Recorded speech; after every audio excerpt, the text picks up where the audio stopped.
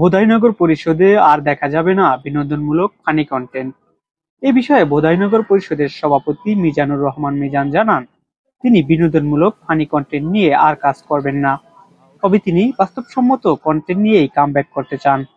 এ বিষয়ে সভাপতির সাথে ফোনালাপ করে জানা গেল, বিবাহ পরবর্তী জীবনে টিকটক মার্কা ভিডিও থেকে বিরত থাকবেন আজীবনের জন্য। ভাই বিষয়টা এমন না, ফানি কন্টেন্ট আমরা করলেও যে ভিডিও যে করতাম না, যে পোলাপান নিয়ে টিকটক টাইপের ভিডিও করতাম, অভিনয় করতাম ভাই, ওইসব ভিডিও আর বানাবো না। যদি বানাই ভবিষ্যতে কিংবা পরবর্তীতে, তাহলে বাস্তবসম্মত কন্টেন্ট হবে। আমরা আর ভিডিও থাকলেও হয়তো আমাদের নিজেরা সরাসরি অভিনয় করবো না, এই টাইপের। তো হঠাৎ করে এই ধরনের সিদ্ধান্ত কেন নিলেন? না আসলে কি ভাই, মানে এখন তো বয়স হয়ে গেছে, বড় হয়ে গেছি, এবার বিয়ে শাদী করে ফেলাইছি না, এখন যদি ওইসব ভিডিও বানাই নিজেদের কাছে শরম লাগে। যদি বানাই তাহলে ওই যে বললাম যে ভাই, অভিনয়ের ভিতরে নিজেরা থাকবো না, অন্য ধরনের কন্টেন্ট বানাবো।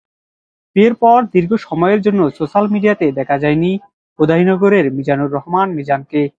ফোনালাপে উঠে আসে তার ব্যক্তিগত জীবনের কিছু পরিকল্পনাও।